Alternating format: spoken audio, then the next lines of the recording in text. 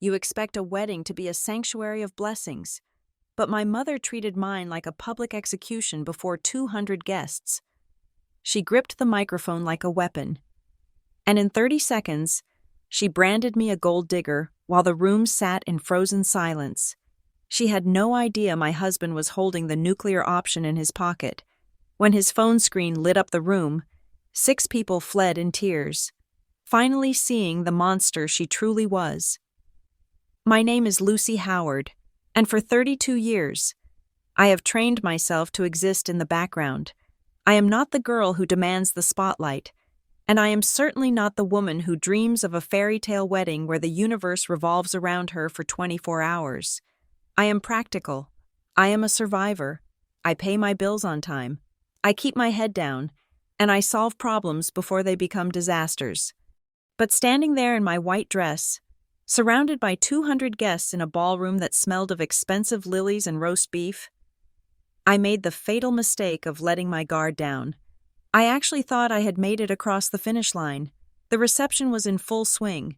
The clinking of silverware against china had settled into a comfortable rhythm, and the low hum of conversation felt warm and safe. I looked over at my husband, Ethan Hale. He was 35, handsome in that quiet, steady way that does not need to shout for attention. He was loosening his tie just a fraction, smiling at something his best friend was whispering. For the first time in my life, I felt a profound sense of peace. The war was over. I had escaped the house I grew up in. I had built a career, and I had found a man who loved the real version of me, not the distorted caricature my mother had painted for decades. Then the DJ lowered the music. I felt the temperature in the room drop before I even saw her. My mother, Marla Howard, was standing by the head table. She was wearing a dress that was just a shade too close to white, shimmering under the crystal chandeliers. She held the microphone with a grip that turned her knuckles white, but her face was composed into a mask of tragic bravery. "I just wanted to say a few words for my daughter," she said. Her voice trembled perfectly. It was a tone I knew better than my own heartbeat. It was the tone she used right before she destroyed something I loved. Ethan reached for my hand under the table, his thumb brushing against my wrist. He knew. He knew everything about her, or at least, he knew enough to hate her. But even Ethan could not have predicted what she was about to do. Marla smiled, but it did not reach her eyes. She looked out at the crowd, at my friends, my colleagues, and Ethan's bewildered family. "Everyone tells you that a wedding is a beginning," Marla said, her voice growing stronger. "But as a mother, I feel I have a moral duty to speak the truth, even when it hurts, especially when it hurts." The room went deadly silent. A waiter stopped midway through pouring wine. "I love Lucy," Marla continued, pacing slightly like a lawyer in a courtroom. "I love her enough to stop her from making a mistake based on lies. You see, Ethan is a good man, a successful man, and I cannot sit here and watch him be trapped by a woman who has spent her entire life deceiving the people closest to her." My breath hitched in my throat. I felt like I had been punched in the solar plexus. I wanted to stand up, to scream, to tackle her. But my body was frozen in the chair. It was the old paralysis, the conditioning of a childhood spent learning that fighting back only made the punishment worse. Marla turned to look directly at Ethan, her expression shifting to one of pity. "She is not who you think she is." "Ethan," she said, her voice dropping to a conspiratorial whisper that the microphone amplified to every corner of the hall. "She has hidden debt. She has a history of instability that we have tried so hard to manage as a family. She trapped you because she needs someone to pay for the mess she has made of her life. I am doing this because I respect you too much to let you sign your life away to a fraud." There were gasps, actual, audible gasps. I saw my boss exchange a look with his wife. I saw Ethan's mother bring a hand to her mouth. The humiliation was a physical thing, a wave of heat that started in my chest and burned its way up to my hairline. She was stripping me naked in front of everyone I knew. She was rewriting my history in real time, turning me into a villain in my own love story. I looked at Marla, pleading silently for her to stop. But she was not looking at me. She was glowing. This was her moment. This was the destruction of Lucy Howard, a public execution disguised as maternal concern. Then, the chair beside me scraped against the floor. Ethan stood up. He did not look angry. That was the thing that terrified me the most in that split second. If he had been red-faced and shouting, I would have understood. But Ethan was terrifyingly calm. He adjusted his jacket. He looked at my mother with the same expression one might use when looking at a fascinating, venomous insect. He walked toward the stage. Marla faltered for a second, surprised by his movement, but she held her ground, clutching the microphone like a shield. "Sit down, Ethan," she hissed, moving the mic away so only he could hear. "I am trying to save you." Ethan ignored her. He did not try to take the microphone from her hand. He did not engage in a tug-of-war. Instead, he walked past her, straight to the audio-visual station where the DJ stood looking paralyzed with awkwardness. Ethan pulled his phone from his pocket. It was a black, sleek device that he treated with the reverence of a religious artifact. He plugged it into the main HDMI cable that controlled the massive projector screen behind the head table. The room was so quiet you could hear the hum of the air conditioning. 200 pairs of eyes were fixed on him. Ethan turned back to the crowd. He did not look at me. He looked straight at Marla. "You are right." "Marla?" Ethan said. His voice was not amplified, but in the silence. It carried clearly. "Secrets are toxic, and I think everyone here deserves to see the full picture." He tapped the screen of his phone, the massive projection screen behind us, which had been cycling through innocent photos of our dating life, blinked black for a second. Then, it illuminated the room with a harsh, white light. Marla turned around. I saw the color drain from her face so fast, it looked like the blood had simply evaporated. Her mouth opened, but no sound came out. The image on the screen was not a photo, it was a document, and next to it was a timestamp. I watched my mother's knees buckle. She reached out to grab the edge of the table, her fingernails scratching against the tablecloth. But to understand why that image made her look like she had seen a ghost, and to explain why 6 people would stand up and leave this room in tears within the next 5 minutes, I have to take you back. I have to tell you about the day I started to suspect that my mother was not just difficult, but that she was a criminal. To understand the explosion at my wedding, you have to understand the silence that came before it. For most of my life, I lived inside a reality that my mother, Marla, constructed brick by brick. The mortar holding it together was a single, devastating sentence she repeated until it became the soundtrack of my existence. "You are too sensitive. Lucy, you always exaggerate." Growing up, I was never just a child who lost a toy or scraped a knee. I was the dramatic one. I was the difficult one. If I cried because my feelings were hurt. Marla would sigh with the exhaustion of a saint burdened with a sinner and tell anyone within earshot that I was going through a phase. She was the patient, long-suffering mother, polishing her halo in the grocery store aisle while I stood there, red-faced and confused, wondering why my sadness was treated like a performance. The disconnect between who my mother was in public and who she was in our kitchen was so sharp it could cut glass. To the neighbors, the church group, and the PTA, Marla was a force of benevolent nature. She baked casseroles for sick friends. She remembered birthdays. She was the woman everyone called when they needed advice. But the moment the front door clicked shut and the deadbolt slid home, the warmth evaporated. Her eyes, so crinkled with laughter outside, would flatten into hard, assessing discs. She would critique my posture, my grades, or my friends with a surgical precision that left no bruises but shattered my confidence completely. She needed a contrast to make her narrative work, so she created one. My cousins were always the golden standard. They were described as grateful and well-behaved. They did not ask questions. They did not talk back. If I asked why I could not go on a school trip when there was clearly money for her new curtains, I was labeled ungrateful. I was compared to my cousin Sarah, who apparently never asked for anything and was happy with whatever scraps of affection she received. I learned very quickly that to be good was to be silent. To be loved was to be convenient. This dynamic bled into money, which was always a misty, shapeless thing in our house. It was a fog I was not allowed to walk through. I remember my 10th birthday vividly. My grandmother had sent a card with a $50 bill inside. To a 10-year-old, $50 was a fortune, a ticket to freedom in the form of comic books and candy. I showed it to Marla, beaming. She smiled, took the bill from my hand, and tucked it into her pocket. "I will put this in your savings account," she said. "It is for your college fund. You will thank me later." When I asked about it a week later, she looked at me with genuine confusion. "What $50? You must be imagining things." "Lucy, Grandma sent a check, and I already deposited it. Stop making up stories." I felt a cold knot in my stomach.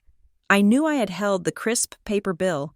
I knew I had seen the face of Ulysses S. Grant, but the conviction in her voice was so absolute that I began to rewrite my own memory. Maybe I was wrong. Maybe I had dreamt it. That was her greatest trick. She did not just steal my money. She stole my trust in my own mind. As I got older, the stakes got higher. When I was 16, I spent a sweltering summer working at a local ice cream parlor. My arms were constantly sticky with syrup, and my feet throbbed after 8-hour shifts. I was proud of that money. I had plans for it. But because I was a minor, my bank account was a joint custody arrangement every time I went to check my balance. The numbers did not add up. $20 here, $40 there, small enough amounts that you might think you miscalculated, but consistent enough to bleed you dry. When I finally gathered the courage to bring it up, the kitchen became a theater. Marla did not get angry. That would have been too easy. Instead, she collapsed. She sat at the kitchen table, head in her hands, and wept.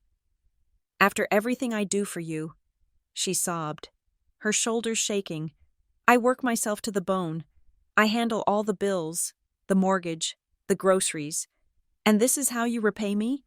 Accusing me of stealing? I moved some money to cover your insurance. Lucy, do you have any idea how expensive you are?" The guilt was immediate and crushing. I was a monster. Here was my mother, sacrificing her life for me, and I was counting pennies like a miser. I apologized profusely. I hugged her. I promised never to bring it up again, and in that moment, she won. She had trained me perfectly. Asking questions caused pain, so I stopped asking. I handed over my autonomy in exchange for peace. I carried this learned helplessness into my 20s. I assumed I was bad with money because Marla told me I was. I assumed I was disorganized because Marla said I was chaotic. I let her handle paperwork because I believed I was too incompetent to understand the fine print. But the crack in the armor appeared 3 years ago. On a humid Tuesday afternoon, I had come back to my childhood home to pick up some old winter coats I had left in the attic. Marla was out at a luncheon, holding court with her admirers. I was alone in the house, a rarity. On the kitchen counter, buried under a stack of catalogs and flyers, was an envelope. It had already been slit open. It was from a credit card company I did not recognize. The logo was unfamiliar, bright blue and aggressive, but through the plastic window of the envelope, I saw my name. Lucy Howard. I frowned. I did not have a credit card with that bank. I barely used credit cards at all, terrified of debt because Marla had always told me that debt destroys families. I pulled the letter out. It was a statement. The balance was nearly $4,000. My heart hammered against my ribs. I felt a wave of nausea.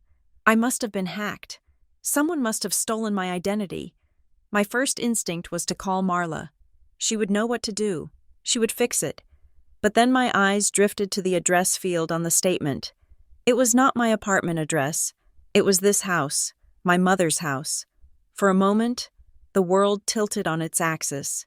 Why would a thief use my mother's address? It made no sense, unless the thief had a key, unless the thief lived here. I heard the garage door rumble open. Panic, sharp and electric, shot through me. I shoved the letter back into the envelope and buried it deep in the stack of mail. Exactly where I had found it, when Marla walked into the kitchen 5 minutes later, carrying grocery bags and humming a cheerful tune. I was standing by the sink, drinking a glass of water. My hands were trembling so hard I had to use both of them to hold the glass. "Hi, honey," she chirped, kissing my cheek. "You look pale. Are you eating enough? You know you get anemic when you do not take care of yourself." I looked at her, really looked at her. I saw the easy smile, the practiced concern, the utter lack of guilt, and for the first time, the voice in my head that said "you are imagining things" was silent. I was not imagining the letter. I was not imagining the balance. I left 10 minutes later, claiming a headache. I sat in my car around the corner, gripping the steering wheel until my knuckles turned white. I told myself I was overreacting. Maybe she opened it for me to build my credit score. Maybe it was a mistake. I tried to rationalize it away because the alternative was too horrifying to contemplate. The alternative meant that the person who was supposed to protect me from the world was actually the one feeding me to the wolves. I drove home in a daze. The image of that blue logo burned into my retinas. I thought I just had a difficult relationship with my mother. I thought we just had personality clashes. Actually, it was a system. It was a calculated, decades-long architecture of control, and I was just beginning to see the blueprints. I met Ethan 2 years ago in the most unromantic setting imaginable. It was a Tuesday night at a community center basement where we were both volunteering for a local literacy program. There was no slow-motion entrance, no wind blowing through my hair, and certainly no instant spark that Hollywood tries to sell you. I was tired from a 10-hour shift, wearing a stained cardigan and trying to fix a jammed photocopier. Ethan was the guy who walked over, gently took the paper tray out of my hands, and fixed the machine in under 30 seconds without saying a word. He was quiet. That was the first thing I noticed about him, in a world, and a family, where the loudest voice always won. Ethan was a vacuum of calm. He was an archivist for a large historical museum, a job that required infinite patience and an obsession with detail. He did not speak to fill the silence. He spoke only when he had something that needed to be said. He was systematic in everything he did. From the way he organized his bookshelf to the way he tied his shoelaces. For someone like me, whose life felt like a constant frantic paddle to keep my head above water, his stability was not just attractive, it was intoxicating. As we started dating, Ethan began to notice the cracks in my life that I had plastered over with smiles and excuses. He was observant in a way that felt dangerous to me at first.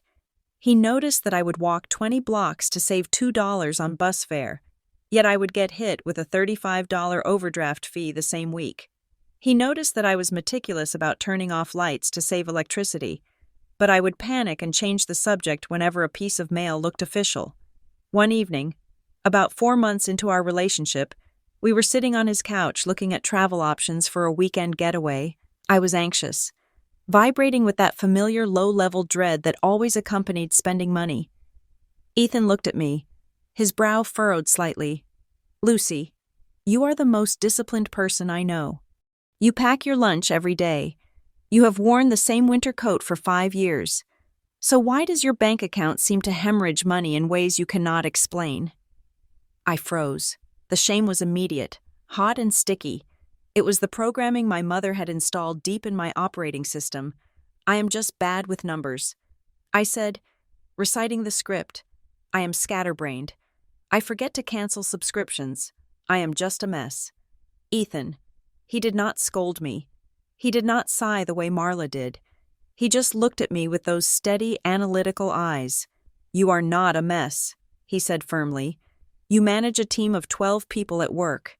You organize complex schedules. You are not stupid. Lucy, data does not lie, but variables do not just disappear without a cause." I pulled away, changing the subject to the weather, to the movie we wanted to see, to anything that would stop him from looking too closely at the chaotic ledger of my life. I was terrified he would see what my mother saw, that I was incompetent. Then came the dinner. 6 months in, I decided it was time for him to meet Marla. I was nervous, sweating through my dress as we drove to my childhood home. I prepped him like a lawyer prepping a witness. Be polite, eat whatever she cooks, compliment the house. Marla opened the door wearing a pastel apron and a smile that could have sold toothpaste. She was charming, I have to give her that. She ushered us in, fussing over Ethan, taking his coat, offering him a drink before he had even fully stepped inside. The house smelled of pot roast and lemon polish, the scent of a perfect, happy home. Dinner started well enough, but as the salad was cleared and the main course arrived, the interrogation began. It was subtle at first, wrapped in the guise of maternal interest. "So, Ethan," Marla said, pouring him more wine than he asked for. "An archivist? That sounds fascinating. Is there much of a future in that? I mean, financially speaking?" "It is a stable field," Ethan replied politely. "The museum is well endowed." "That is wonderful," Marla beamed. "Stability is so important.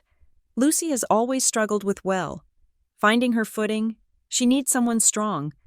Do you own your own place, or are you renting?" I saw Ethan pause, his fork hovering halfway to his mouth. He was not used to being audited over roast beef. "I own a condo in the city," he said. Marla's eyes lit up. "A condo? Fantastic. And the market is so good right now. You must have bought at the right time. Do you handle your own investments, or do you have a broker? You know, you have to be so careful these days. People try to trick you out of your hard-earned money." I tried to intervene. "Mom, let's not talk about money. It is boring." "Hush, Lucy," Marla said, waving a dismissive hand at me without looking away from Ethan. "I am just getting to know him. We are all adults here." "So, Ethan, do you keep your finances separate from your family? Or do you believe in shared assets?" Ethan set his fork down. He had been watching her the entire time, cataloging her questions, her body language, the way her eyes darted to my purse and then back to his watch. "I believe in total transparency." Ethan said slowly, "I document everything. Digital trails, backups, cloud storage. I think ambiguity is where mistakes happen. I like to know exactly where every penny goes. Down to the cent." For a split second, the mask slipped. Marla flinched. It was tiny, a micro-expression that vanished as quickly as it appeared. But I saw it. She looked like she had bitten into a lemon. The concept of a digital paper trail seemed to physically repel her. "Well, that sounds a bit obsessive." She laughed, but the warmth was gone from her voice. "You do not want to be a miser. Ethan, money is meant to be enjoyed, not hoarded in a spreadsheet." The rest of the dinner was tense, at least for me. Marla pivoted to stories about my childhood, focusing exclusively on moments where I had failed, broken something, or cost her money. She told the story of how I lost my retainer in 4th grade 3 times. She laughed, but the message to Ethan was clear. She is a liability. I am the victim. When we finally left, Marla walked me to the car while Ethan waited in the driver's seat. She grabbed my arm, her grip tight and urgent. "He is not right for you," she whispered, her voice low and venomous. "What?" I asked, startled. "Mom, he is wonderful. He is controlling." "Lucy," she hissed, "did you hear how he talked about money? Documenting everything, watching every penny? He is going to control your life. He will count the groceries you buy. He is dangerous. You need someone generous, not someone who acts like a forensic accountant. Break it off before you get trapped." I pulled my arm away, shaken. I got into the car and sat in silence as we drove away from the house.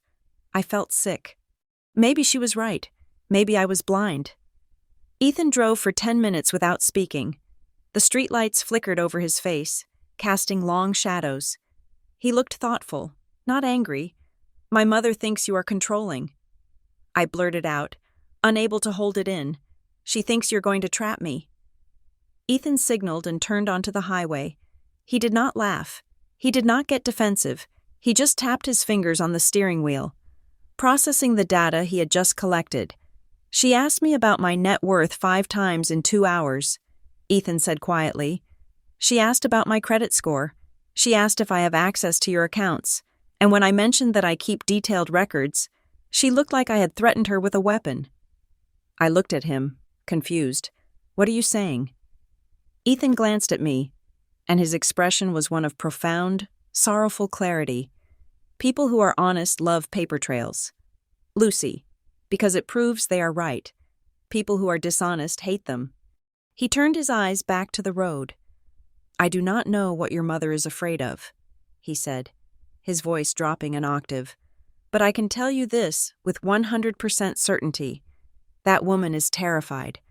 My mother did not wait for the dust to settle after that disastrous dinner. In fact, she did not even wait for the engine of Ethan's car to cool down in our driveway. By the next morning, the campaign had begun. Marla was not just gossiping. She was building a fortress of lies to protect herself, and she was using the bricks of my character to do it. The phone calls started coming in from relatives I had not spoken to in months. They were not calling to catch up. They were calling to check on my mental state. My Aunt Linda, a woman who usually only called on holidays, rang me on a Tuesday morning while I was at work. Her voice was dripping with that specific kind of pity that feels more like an insult. Your mother tells me you are going through a hard time. Lucy, Linda said. She says you are making some rash decisions. We are all very worried about this man you are seeing. Marla says he is isolating you from the family. I felt the blood rush to my face. I tried to explain. I told her that Ethan was wonderful, that he was kind, and that Mom was just being overprotective. But Linda cut me off with a sigh that sounded exactly like my mother's. Honey, Marla knows you better than anyone, Linda said. She has sacrificed her whole life for you. If she says there is something wrong, there is usually a reason. You have always been a bit unstable with your choices. Just listen to her. I hung up, feeling like the walls were closing in. That was Marla's genius. She did not just lie to me. She enlisted an army of witnesses to validate her reality. She had planted the seeds of my incompetence for 30 years, and now she was harvesting the crop. If I fought back, I looked like the rebellious, ungrateful daughter she claimed I was. If I stayed silent, her narrative became the truth. I was trapped in a gaslighting network that spanned 3 counties. Ethan saw the toll it was taking on me. I was not sleeping. I was jumping every time my phone buzzed. One evening, he sat me down at our kitchen table. He had his laptop open, and his expression was gentle but serious. Lucy, he said softly, we need to look at the data. I am not asking you to accuse your mother of anything, but we need to pull your full credit report. We need to see what is attached to your Social Security number. I immediately recoiled. The idea of checking my credit report felt like a betrayal. It felt like I was sneaking around behind Marla's back, violating the sacred trust of the mother-daughter bond she preached about constantly. I cannot. I whispered, if she finds out I am checking, she will think I do not trust her. She will cry. She will say I am ungrateful. Ethan reached across the table and took my hand.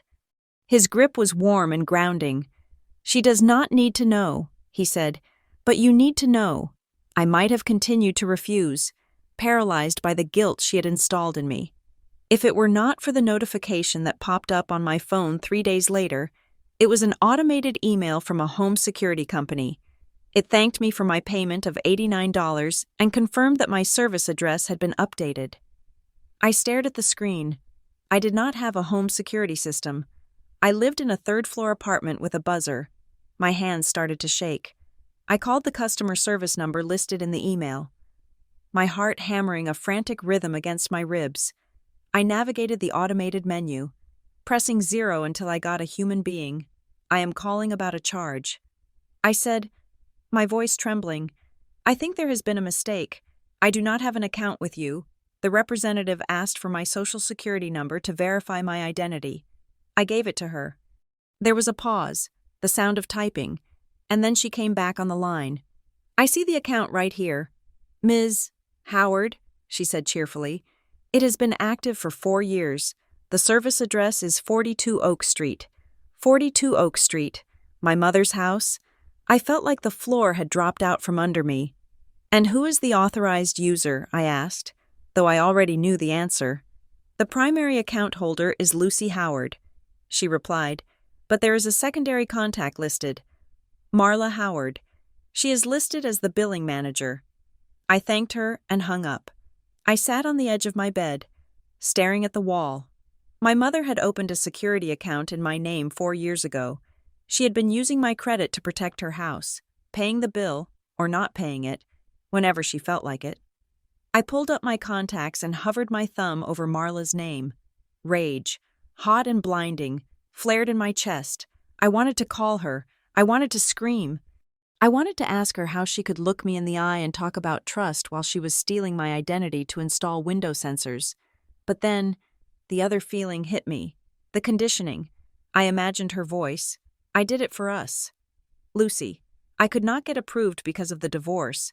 I was trying to keep us safe. Why are you so selfish? Why do you care about a stupid account when I put a roof over your head? I could see her face crumpling into tears. I could feel the crushing weight of her martyrdom. My thumb froze. I could not press the call button. I was 32 years old, and I was terrified of making my mother cry, even when she was the one robbing me. I dropped the phone on the duvet and buried my face in my hands, sobbing not out of sadness, but out of sheer, impotent frustration. I felt the mattress dip beside me. Ethan. He did not say anything at first. He just rubbed my back, letting me cry until the tears ran out. She used my name, I choked out, for the alarm system.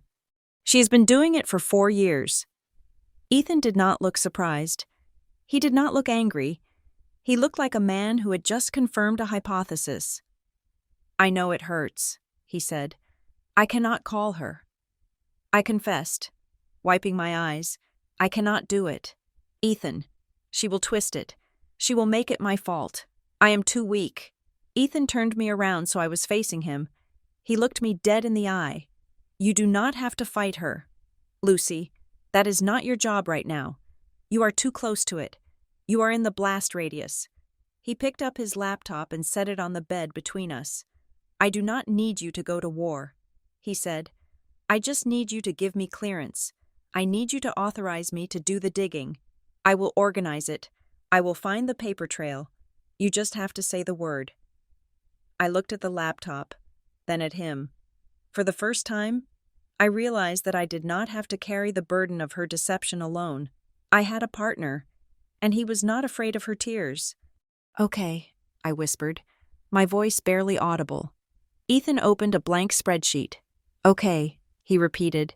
Find it, the dining room table.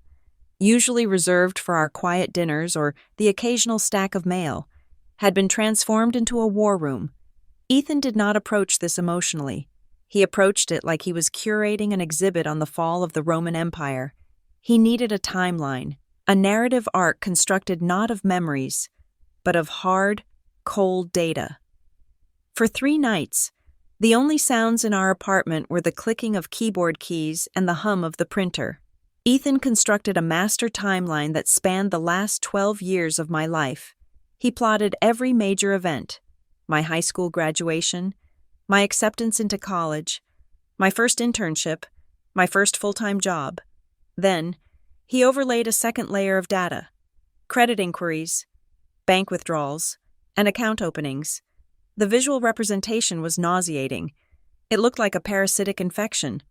Every time I had achieved a milestone of independence, a financial drain had appeared to pull me back down. When I got my first paycheck as a junior copywriter, a credit card was opened in my name 3 weeks later. When I received a small bonus at Christmas, the balance on a utility account I never knew existed was maxed out. It was not random bad luck. It was a rhythmic, predatory cycle. Ethan pointed to a cluster of activity from 7 years ago. Look at this, he said, his finger hovering over a date in late October. This is when your grandmother passed away, right? I nodded, a lump forming in my throat. I remembered that time vividly, the grief, the funeral arrangements, and my mother's inconsolable sobbing. She had been so distraught that she could barely stand. According to the public records and the probate filing, Ethan said, his voice devoid of judgment but heavy with implication, there was a payout from a life insurance policy, not a fortune, but significant. About $15,000. I shook my head. No, That is wrong. Mom told me Grandma died with nothing but debt. She said the insurance barely covered the casket. I remember signing the paperwork to settle the estate because Mom was too emotional to hold a pen. Ethan stopped typing. He turned his chair to face me. You signed paperwork? He asked. Do you remember what it looked like? I closed my eyes, trying to transport myself back to that gray afternoon in the funeral home parking lot. It was hurried. I recalled. We were about to leave. Mom handed me a clipboard on the hood of her car. She said it was just a standard waiver to release the funeral home from liability or something administrative. She was crying, blowing her nose into a tissue, telling me to just sign it so we could go home and grieve. I did not read it. I just wanted to make her stop crying. Ethan nodded slowly. He did not say I was stupid. He did not ask why I had not read the fine print. He just picked up his phone. I'm going to make a call, he said. Ethan had spent a decade working in archives, and if there is one thing archivists know, it is how to find people who keep old paper. He tracked down the notary who had stamped the documents that year. It was a long shot, a man named Mr. Henderson, who had long since retired to Florida. But Ethan was persuasive. He explained that we were rectifying a clerical error for a family history project. He was charming, professional, and persistent. 2 days later, an email chimed on Ethan's laptop. It was a scanned PDF. Ethan opened it, then opened a second window on his screen where he had pulled up the document my mother had filed with the county, the one she claimed I had signed. Come here, Ethan said. I walked around the table and looked at the screen. On the left was the document my mother had filed. It was a waiver, disclaiming any right to the insurance payout, effectively funneling the money to the next of kin. Marla Howard. My signature was there, loopy and rushed, exactly as I remembered it. On the right was the document Mr. Henderson had sent from his personal archives, the carbon copy of what had actually been notarized that day. They were not the same document. The header on the original document did not say, Waiver of Beneficiary Rights. It said, Confirmation of Receipt.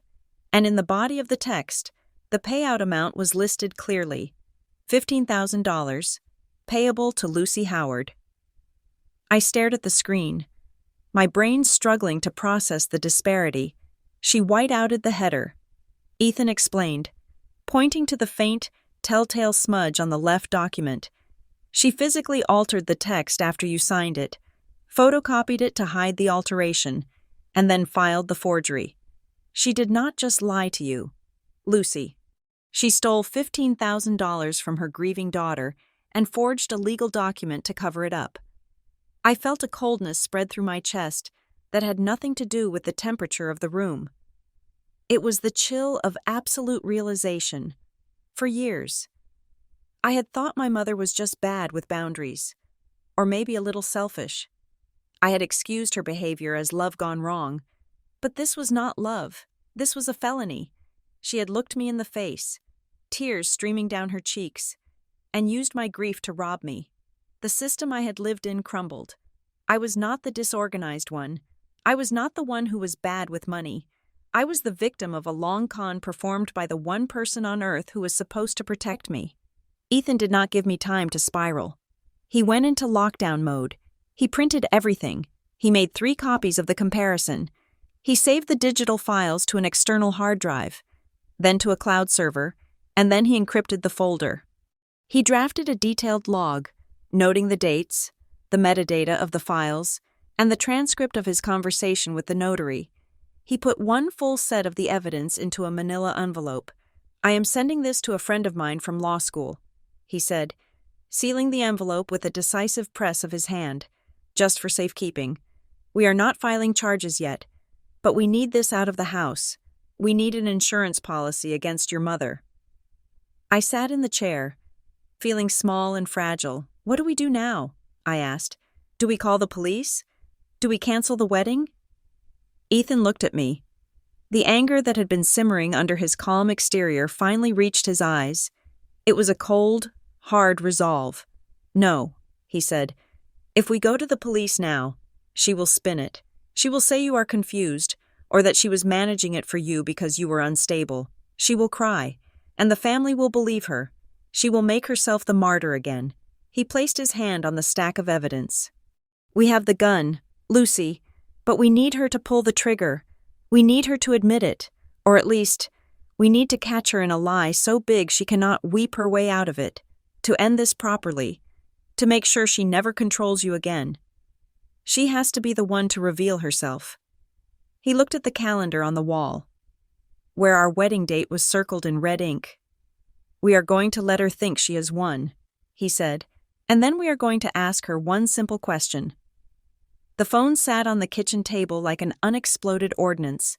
It was a simple device, a rectangular piece of glass and metal, but in that moment, it felt radioactive.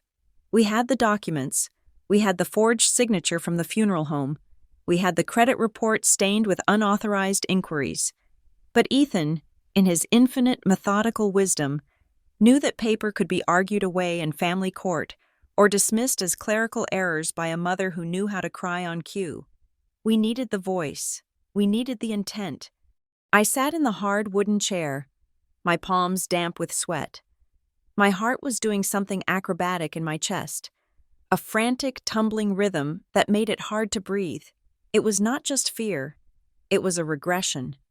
I was 32 years old, a manager at a marketing firm, a woman about to be married, but staring at that phone. I was 6 years old again, waiting for Marla to tell me I had done something wrong. Ethan sat across from me. He did not reach out to hold my hand this time. He knew that if he touched me, I might crumble. Instead, he offered me a different kind of support. Witness. He had placed his own phone on the table, the voice memo app open, the red recording bar pulsing silently. We had checked the laws in our state. As long as one party consented to the recording, it was legal. I was the consenting party. You do not have to fight her, Ethan reminded me, his voice low and steady. You just have to ask the question. Let her do the rest. I nodded, took a deep breath that tasted of stale coffee and anxiety, and pressed the call button. The ringing sound was loud in the quiet apartment. 1 ring, 2 rings, my stomach twisted. Part of me hoped she would not answer. Part of me wanted to delay the inevitable explosion. Hello? Her voice was bright, cheerful, utterly oblivious. It was the voice she used when she had an audience. Hi, Mom, I said. My voice sounded thin, stretched tight over my nerves. Lucy, I was just looking at the floral arrangements for the head table. The florist says lilies are in season. But I told her you prefer orchids. I think we should go with... Mom, I interrupted. I need to ask you something. There was a pause. The shift in her tone was subtle, a slight cooling of the temperature. What is it? You sound strange. Is everything okay with the dress? The dress is fine, I said, staring at Ethan. He gave me a small, encouraging nod. I wanted to ask you about some paperwork I found. Paperwork? She repeated. The word came out flat. I was going through my credit report with Ethan, I said, sticking to the script we had rehearsed. We found some accounts I do not recognize. There is a home security system registered in my name, and a credit card ending in 4529. Silence stretched across the line. I could almost hear the gears turning in her head, calculating the distance between the lie and the discovery. Oh, that, she said dismissively. That must be a mistake. You know how banks are. They mix up files all the time. Remember when the water company billed us for the neighbor's usage? It is just a clerical error. Lucy, do not work yourself up. It is not a clerical error. Mom, I said, forcing my voice to remain even. The service address listed on the account is your house. The silence on the other end grew heavy. This was the moment where, usually, I would back down. I would accept the flimsy excuse to avoid the conflict. But I looked at the red bar pulsing on Ethan's phone, recording every second of this, and I found a reserve of courage I did not know I possessed. Why is my social security number attached to your alarm system? I asked. Marla's breath hitched. Then, the pivot came. It was sharp and violent. Is this what he is telling you? She snapped. Her voice was no longer sweet. It was jagged. Is this Ethan? I knew it. I knew he was digging around. He is trying to turn you against me. Lucy, he is putting ideas in your head. He is controlling you. He is not saying anything. I replied. I am reading the statement. Mom, it says Marla Howard is the secondary contact. You signed for it. I did not raise my voice. That was the key. Ethan had told me. Anger is her fuel. Do not give it to her. Marla let out a sob. It was a wet, ragged sound that would have broken my heart a week ago. Now, it just sounded like noise. I cannot believe this, she cried. After everything I have done for you? I raised you alone. I sacrificed my career, my social life, everything to make sure you had a good life. And now you are interrogating me over a bill? You are so ungrateful. Lucy, just like your father. The guilt hook. It was her favorite weapon. She cast it out, waiting for it to snag on my conscience. She waited for me to say, I am sorry. Mom, I did not mean it. Stop crying. But I did not say it. I sat there, looking at the wall, and I said absolutely nothing. The silence on the line was excruciating. It lasted for 5 seconds, then 10. It felt like an eternity. Marla was waiting for the apology. She was waiting for the dynamic to reset to its factory settings. But without my apology to fill the void, the silence became a vacuum. And Marla, who abhorred a vacuum, had to fill it. I was trying to help you, she burst out, her voice rising to a shrill pitch. I still did not speak. You cannot handle money. Lucy, she yelled. You never could. You spend it on nonsense. I opened those accounts to build your credit score because you were ruining it. I was protecting you from yourself. I felt a chill run down my spine. There it was, the partial admission. But it was not enough. You were protecting me by spending $3,000 on a security system for a house I do not live in? I asked quietly. I paid the bills, she screamed. Mostly. I am holding that credit for you. I am the only reason you have any financial standing at all. You should be thanking me. I manage everything because you are too weak to do it. I have to keep control of it, or you will lose everything. Ethan's eyes locked with mine. That was it. I manage everything. I have to keep control. So the accounts are yours? I asked. One final nail in the coffin. You open them? Yes, she shrieked.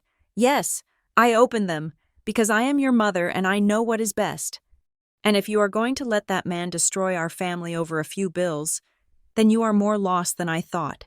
She was panting now, her rage spilling over the receiver. She had admitted it.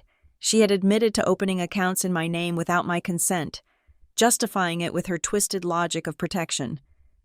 I did not say anything else. I did not scream back. I did not tell her she was a criminal. Okay, Mom, I said, I have to go. Lucy, wait, do not you dare hang up on me. Lucy! I pressed the red button to end the call. The room fell instantly silent. The only sound was the blood rushing in my ears. I felt lightheaded, as if I had just stepped off a roller coaster that had been running for 30 years. Ethan reached out and tapped the stop button on his recording app. He saved the file, renamed it Marla Confession, February 9th, and uploaded it immediately to the cloud. He looked at me. His expression was a mix of pride and sorrow. He knew what it had cost me to make that call. He knew I had just severed the umbilical cord with a rusty knife. Did we get it? I asked, my voice trembling. We got it, Ethan said. She admitted to opening the accounts. She admitted to controlling your finances. She called it protection, but the law calls it identity theft. I slumped back in my chair, covering my face with my hands. I did not cry. I felt incredibly dry, like a husk. She really thinks she is the hero. I whispered, she truly believes she is saving me.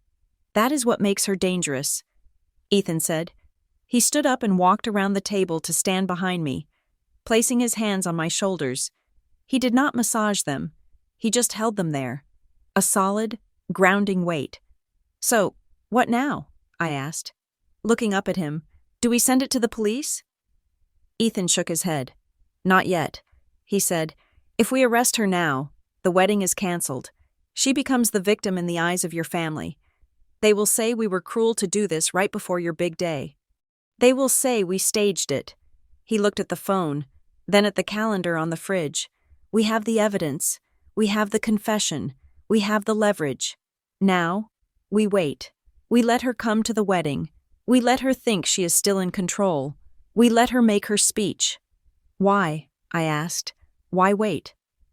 "Because," Ethan said, his voice hard as flint, "she is going to try to destroy you publicly. I know it. You know it. She cannot help herself. And when she does, we are not going to argue with her. We are just going to show everyone exactly who she is." He leaned down and kissed the top of my head. "Enough," he said.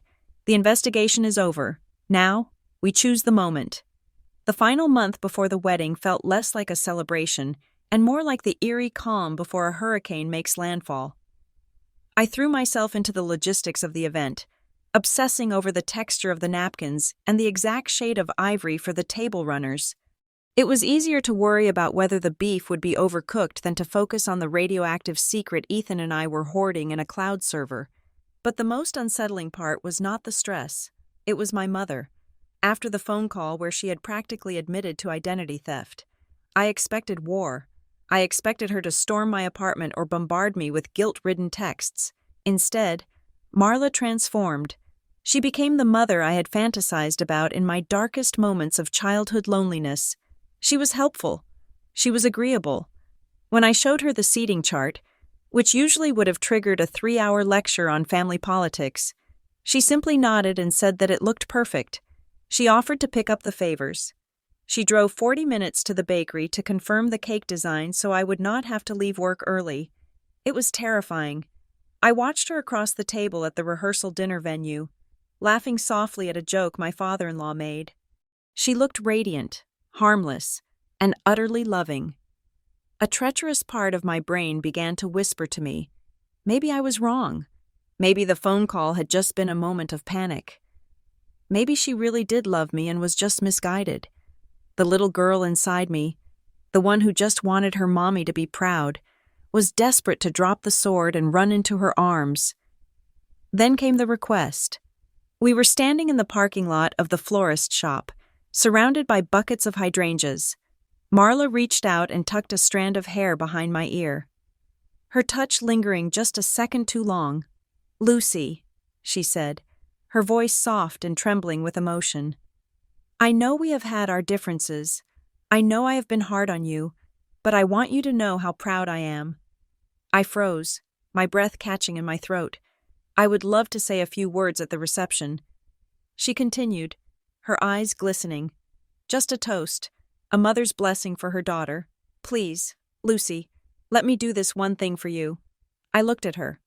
I saw the tears in her eyes. I saw the vulnerability. And against every instinct of self-preservation I had developed over the last month, I nodded. "Okay, Mom," I said. "You can speak." "Thank you," she whispered, squeezing my hand. "You will not regret it."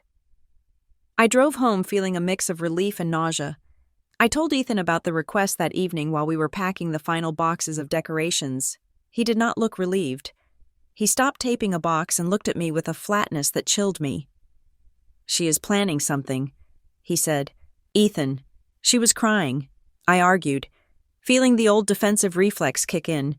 She seemed genuine. Maybe she just wants to make peace. Ethan walked over to the closet and pulled out his laptop bag. He did not argue with me. He knew that I needed to believe in the fantasy of a good mother until the very last second. "I hope you are right," he said, "but we are going to be prepared." He sat down on the sofa and opened his laptop. He showed me a folder on his desktop labeled simply "The Truth." Inside were the scanned documents, the timeline, the bank statements, and the audio file of her confession. "I spoke to the DJ," Ethan said. "I told him we might have a surprise video presentation. He has set up an HDMI cable right next to the head table." I stared at the screen. The reality of what he was proposing hit me hard. "You want to humiliate her?" I asked. "No," Ethan replied firmly. "I want to prevent her from humiliating you. If she gets up there and gives a lovely, heartfelt toast, then this laptop stays in the bag. We never speak of it again. We deal with the financial theft quietly after the honeymoon.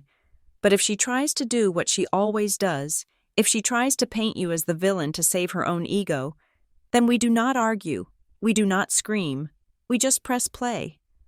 I nodded slowly. It was a fair deal. It was a ceasefire with a nuclear deterrent. 2 days before the wedding, the cracks in Marla's facade began to show, though not to me directly. I received a call from my Uncle Jerry, my father's brother, who had maintained a polite but distant relationship with Marla since the divorce. "Lucy, I just wanted to give you a heads up," Jerry said, his voice low. "Your mother called me yesterday." "Oh?" I asked, trying to keep my tone light. "Yeah. She was asking some odd questions. She wanted to know if I knew anything about Ethan's family trust. She asked if I knew whether the deed to your apartment was in both your names or just his." My stomach dropped. The warm, fuzzy feeling of the last 2 weeks evaporated instantly. "What did you tell her?" I asked. "I told her it was none of my business and none of hers." Jerry said, "But Lucy," she sounded intense. "She kept saying she needed to protect you. She said she found some things out. Just watch your back, kiddo." I hung up and sat on the floor of my living room, surrounded by tulle and ribbon. She was not changing. She was researching. She was looking for ammunition. She was digging into Ethan's life, desperate to find a flaw, a debt, a secret, anything she could use to construct a narrative where he was the predator and she was the savior. She needed a reason to object, and since one did not exist, she was trying to manufacture one the night before the wedding. I stayed at a hotel near the venue. Ethan stayed at our apartment. Tradition said we were not supposed to see each other, but I felt an ache of separation that went deeper than superstition. I felt unsafe without him. I was lying in the hotel bed, staring at the ceiling, unable to sleep. The silence of the room was heavy. My phone buzzed on the nightstand. I rolled over and squinted at the screen. It was a text message from an unknown number. The area code was local. "Are you sure you want to marry him? You do not know everything. He is hiding debt. Get out while you can." I stared at the words. The syntax was familiar. The phrasing was familiar. Hiding debt. It was the exact accusation she had hurled at me for years. It was the projection of her own sins onto everyone else. I did not reply. I knew who it was. It was not a concerned friend. It was not a secret lover. It was my mother, buying a burner phone or using an app, trying to plant a seed of doubt in my mind 12 hours before I walked down the aisle. She wanted me to panic. She wanted me to call off the wedding so she could comfort me, so she could be the shoulder I cried on, so she could say, "I told you so." I took a screenshot of the text and sent it to Ethan. His reply came back 10 seconds later. "Add it to the folder." I set the phone down and closed my eyes. The grief finally washed over me, heavy and suffocating. It was the grief of realizing that the mother I wanted did not exist. There was only Marla. And tomorrow, in front of 200 people, I would have to choose between protecting her lie or saving my own life. I pulled the duvet up to my chin. I was done hoping. I was ready for the speech. The reception hall was a masterpiece of illusion. 500 twinkling fairy lights draped from the ceiling like a captured galaxy, casting a soft, forgiving glow over the faces of our 200 guests. The air smelled of expensive prime rib and sugared almonds. For the first 2 hours, I actually let myself believe that the nightmare was over. I was Mrs. Ethan Hale. I was wearing a dress that cost $3,000 and made me feel like royalty. I was dancing with my husband, and the world felt steady beneath my feet. Marla was behaving with a terrifying level of perfection. She wore a floor-length champagne silk gown that shimmered under the lights. She moved through the crowd like a diplomat, touching arms, laughing at jokes, and accepting compliments on her daughter's big day with a gracious tilt of her head.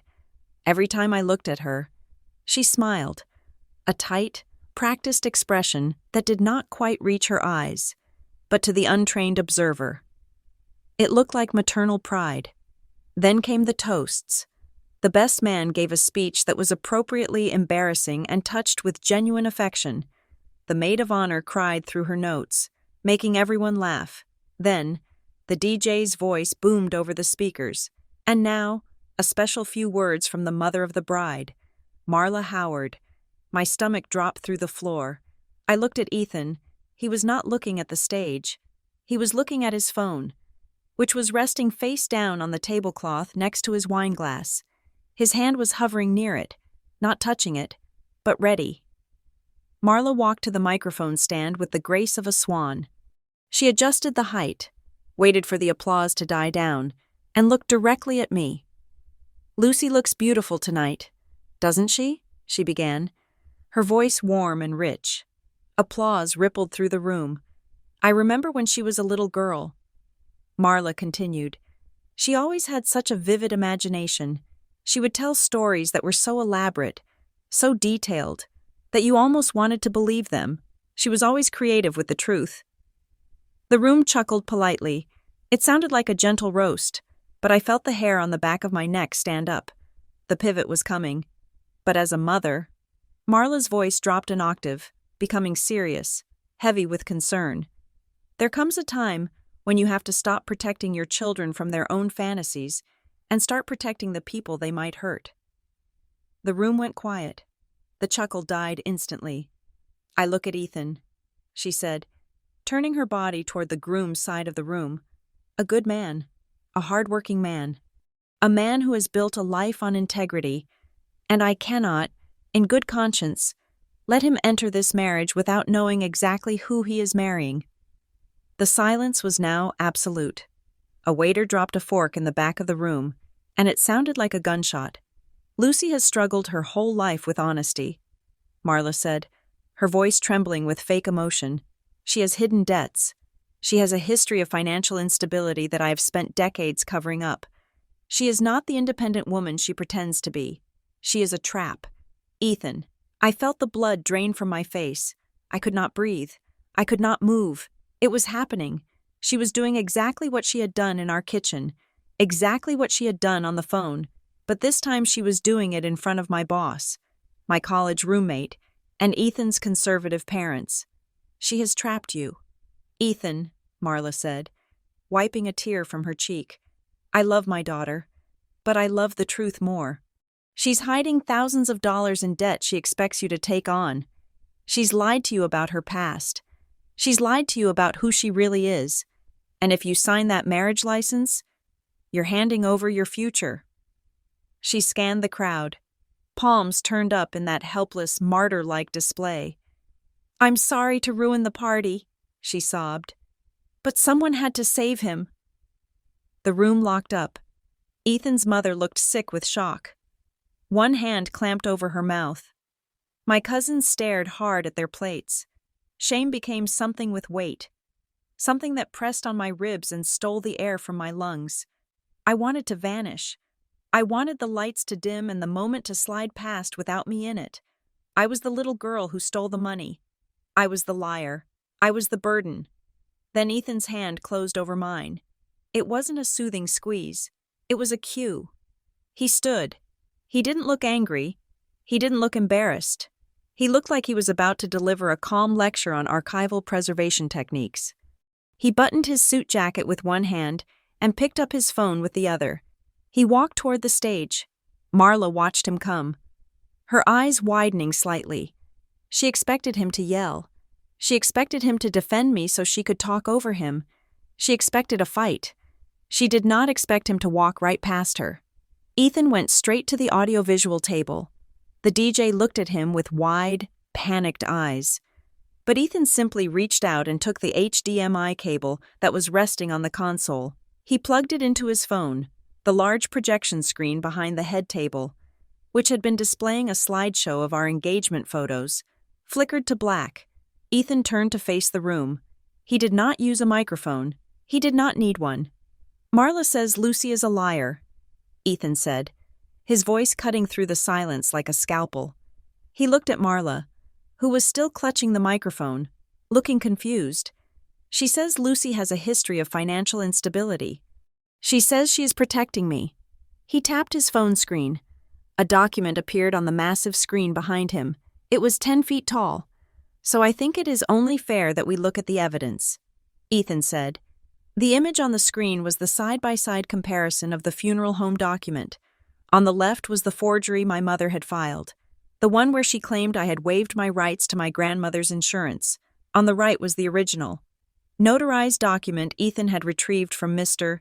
Henderson, showing the $15,000 payout that was supposed to go to me. The dates were highlighted in bright yellow. The signatures were magnified. "What is this?" Marla whispered into the microphone, her voice amplified and shaky. "This," Ethan said, pointing to the screen, "is the insurance payout from Lucy's grandmother, the one you told Lucy did not exist, the one you forged her signature to steal." A gasp rippled through the room. It was a collective intake of breath from 200 people simultaneously realizing they were witnessing a crime scene. Ethan swiped his finger across the phone. The image changed. Now, a spreadsheet appeared. It showed a list of credit card accounts and the home security system registered to my name, with the service address listed as Marla's house.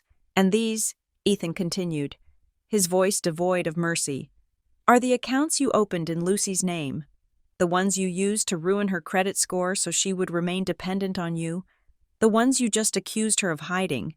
Marla's face turned the color of ash. She stepped back, bumping into the microphone stand. The feedback squealed, a high-pitched shriek that matched the panic in her eyes. "That is fake!" she screamed, pointing a shaking finger at the screen. "He is making it up. It is Photoshop." Ethan did not argue. He just tapped the screen one more time. The video file icon appeared. He pressed play. The audio was crisp and clear.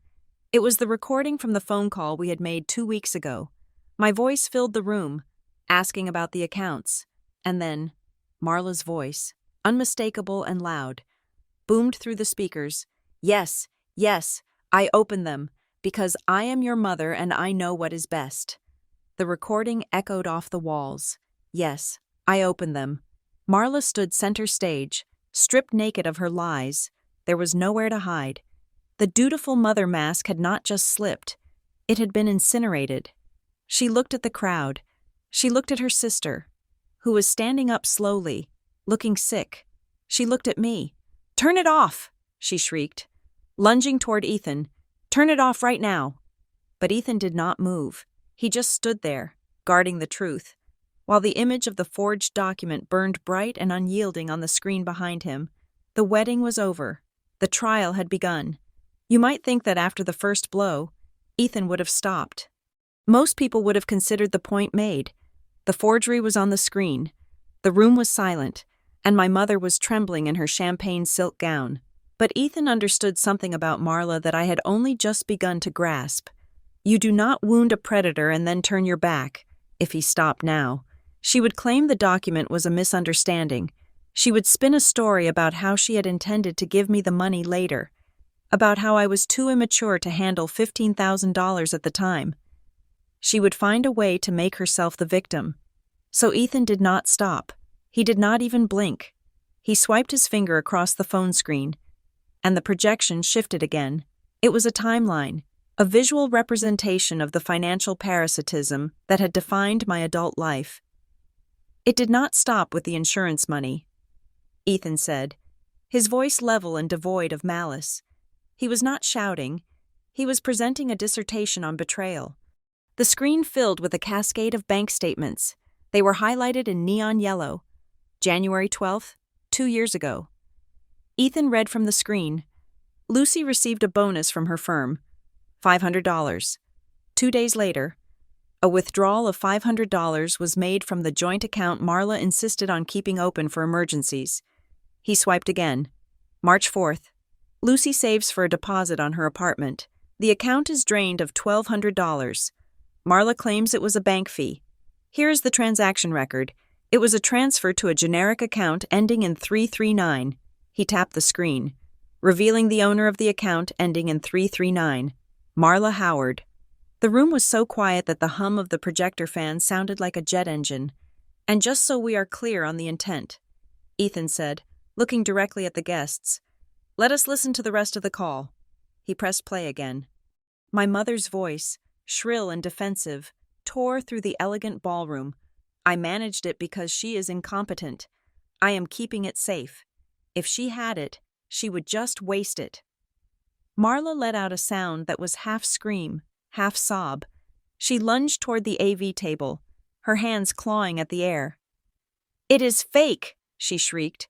Her face contorted into a mask of pure panic. "He edited it.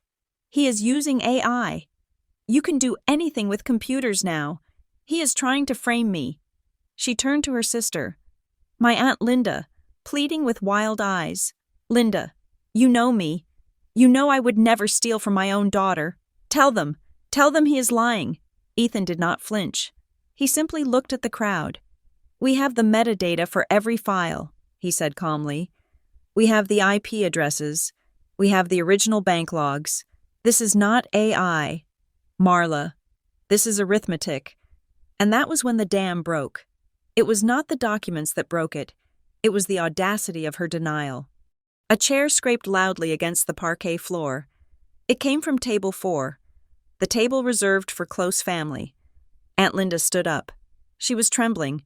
She looked at the screen, then at me, and finally at Marla. Her face was not angry. It was crushed. "Marla," Linda said, her voice shaking, "3 years ago, you told me Lucy was being evicted." Marla froze.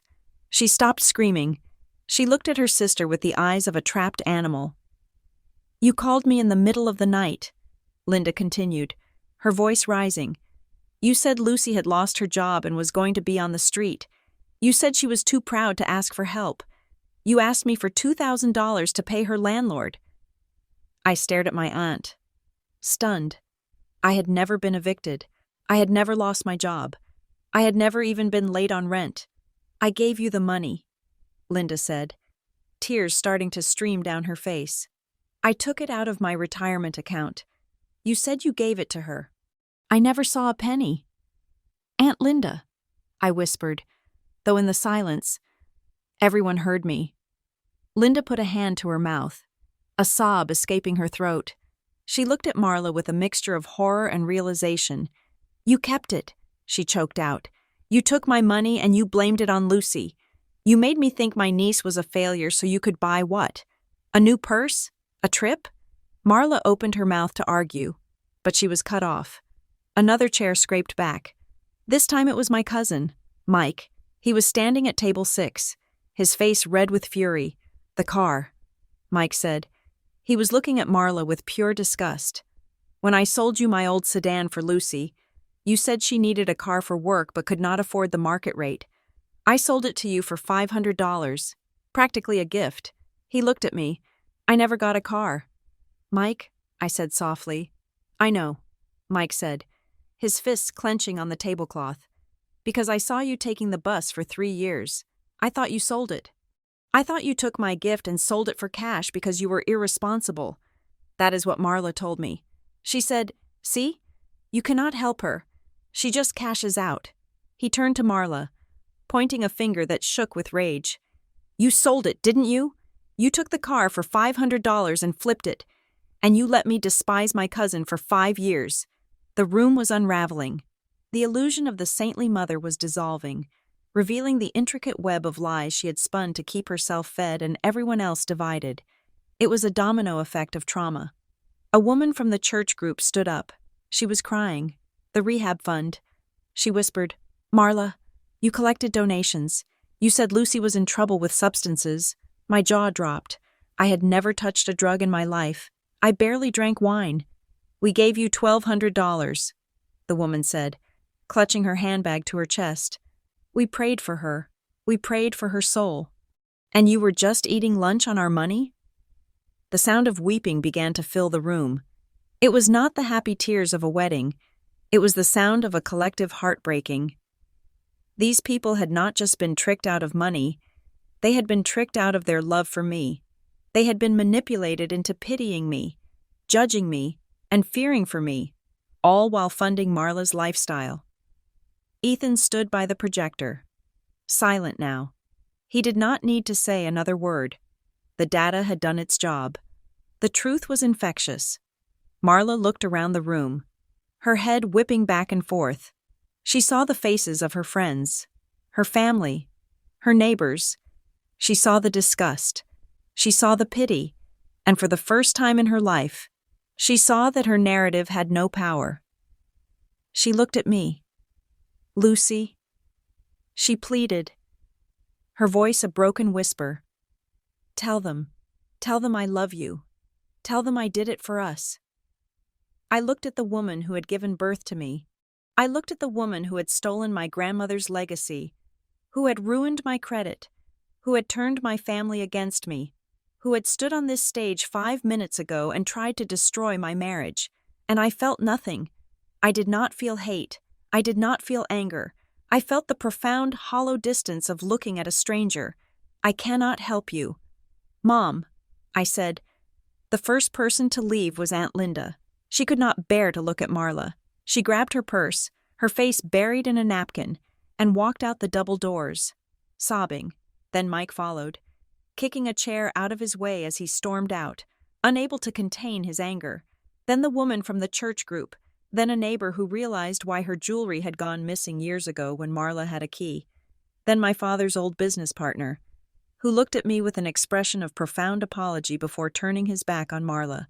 One by one, 6 people stood up and walked out of the reception. They did not leave because they were bored. They left because the air in the room had become unbreathable with the stench of betrayal. They left because they realized that every kindness they had extended to Marla had been weaponized against her own daughter. Marla stood alone on the stage, the microphone hanging uselessly in her hand. The projector screen still glowed behind her, illuminating the receipts of her deception. I felt a hand on my waist. Ethan, he was back at my side. He did not smile. He did not gloat. He just stood there, a solid wall between me and the wreckage.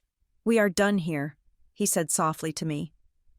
I looked at my mother one last time. She looked small. She looked shrunken in her expensive dress. She was not the monster under the bed anymore. She was just a sad, greedy woman who had overplayed her hand. I turned my back on her. I turned toward my husband, and for the first time in 32 years, I did not look back to see if she was watching. 3 days after the wedding, the air in the conference room of Northbridge Legal and Mediation Group was cold enough to preserve meat. The mahogany table was long and polished, reflecting the fluorescent lights above. On one side sat Marla and a lawyer who looked like he regretted taking the case the moment he saw the file. On the other side sat Ethan and me, our attorney. A sharp woman named Ms. Vance laid out the situation with brutal efficiency. "We have admitted forgery of a legal document regarding the insurance payout," Ms. Vance stated, sliding a paper across the table. "We have admitted unauthorized opening of credit accounts. We have admitted to impersonating the client to utility companies. This is not a civil dispute. Mrs. Howard, this is a checklist for a felony indictment." Marla did not look at me. She stared at her hands, which were clasped tightly in her lap. She looked smaller than she had at the wedding. The grandeur was gone, replaced by a sullen, resentful silence. She was not sorry she had done it. She was sorry she had been caught. As part of the preliminary discovery, Marla had been forced to turn over a box of documents she had kept in her home safe, papers she claimed were relevant to my financial guardianship. Ms. Vance began sifting through them, cataloging receipts and bank statements. Then, she stopped. She pulled out a thick, yellowed envelope. It had been opened, the seal broken years ago. On the front, in handwriting that made my heart stop, were the words, "To Lucy, for her future." It was my grandmother's handwriting. Ms. Vance handed it to me. My hands trembled as I pulled out the letter inside. It was dated 2 weeks before my grandmother died. "My dearest Lucy, I am leaving this check for $5,000 directly to you. I know your mother worries about money, but I also know you are the one with the good head on your shoulders. You saved every penny from your summer job. You are the responsible one, even if Marla does not say it. Use this to start your life. Do not let anyone tell you that you cannot handle it." I read the words 3 times. "You are the responsible one," for my entire adult life. Marla had told me I was reckless. She had told me I was incapable. She had built a cage out of those words and locked me inside it. And all along, She had hidden the key, this letter, in her safe. She had stolen the money. Yes, but the theft of the money was nothing compared to the theft of my confidence. She had intercepted a message from the grave just to keep me thinking I was broken. I looked up at Marla. She saw the letter in my hand. She did not flinch. "I was going to give it to you when you were ready," she muttered. "You were too young. You would have spent it on clothes." Ethan made a sound in his throat, a low growl of disgust. "We are done negotiating," Ethan said. "We want full repayment of the insurance money, the unauthorized credit debt cleared, and the money from this check adjusted for inflation." Marla's lawyer leaned over to whisper to her. Marla shook her head aggressively. Then, she did something that severed the last thread of attachment I had to her. She did not look at me. She looked at Ethan. She leaned across the table, her eyes narrowing into a bargaining squint. "Look, Ethan," she said, her voice dropping to a conspiratorial whisper. "Let us be reasonable. Lawyers are expensive. If you drop the fraud charges and the restraining order, I will pay back half, 50-50. We keep it in the family. Lucy does not need all of it right now anyway." I felt a strange sensation in my chest. It was the feeling of a heavy weight finally vanishing. She was trying to cut a deal with my husband to rip me off one last time. She did not see a daughter sitting across from her. She saw a mark. She saw a liability to be managed. There was no love there. There was only possession. I reached out and placed my hand on Ethan's arm to silence him. "No," I said. My voice was not loud, but it filled the room. Marla looked at me, surprised that I had spoken. "No deal?" I said. "You will pay back every cent. You will sign the admission of guilt so the credit bureaus can clear my name. And you will sign a permanent no-contact order if you ever come near my house, my job, or my husband again. We will file the criminal charges immediately." "But Lucy," Marla started to wail, pivoting back to the victim role. "I am your mother. You cannot cut me out. Who will help you?" I held up the letter from my grandmother. "I do not need your help," I said. I never did. The mediation took another hour, but the fight was over. Marla signed the papers. She wrote the check from her retirement savings, her hands shaking with rage. She signed the order banning her from contacting us. When she left the office, she did not look back.